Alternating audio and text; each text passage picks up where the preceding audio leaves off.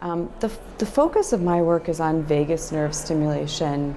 We've explored in animal models both implanted vagus nerve stimulation, where an electrical stimulation cuff is implanted on the cervical vagus nerve, and also non-invasive vagus stimulation, which involves electrical stimulation through the skin of the inner ear.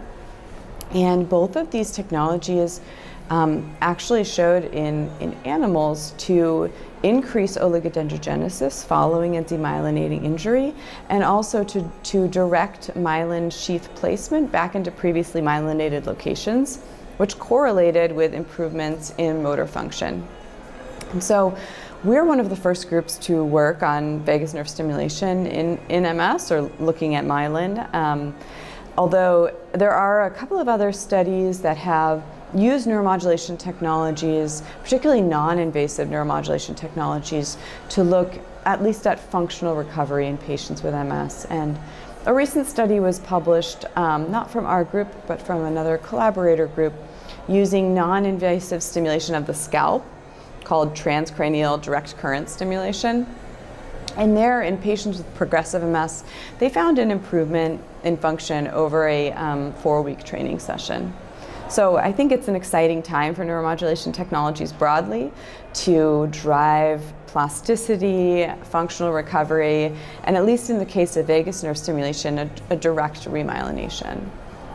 One of the great things about neuromodulation is that it can be applied in conjunction with existing medical therapy, pharmaceutical therapy. So a patient doesn't need to go off DMTs to be able to participate in a neuromodulation trial. And I think that's really important, because perhaps we can help to get the best set of solutions for a patient that can include both pharmacological and external or implanted neuromodulation approaches. The field of neuromodulation is relatively new, and it's robustly growing. It's rapidly expanding.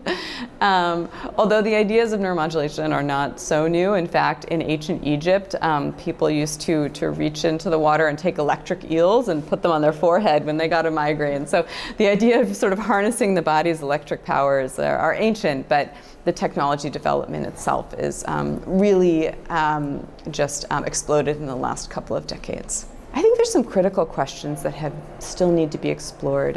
Questions that include what's the best timing for application of neuromodulation? Does it have to relate in some way to disease course, or can it be administered at any time? And also, in our context, we study vagus nerve stimulation that is paired with a motor or cognitive task. And that serves to offer circuit-specific and function-specific improvement. But I think it remains to be seen, what are the best rehabilitative tasks to pair vagus nerve stimulation with. Another open question is vagus stimulation can also influence the immune state of the body and sort of provide an anti-inflammatory effect.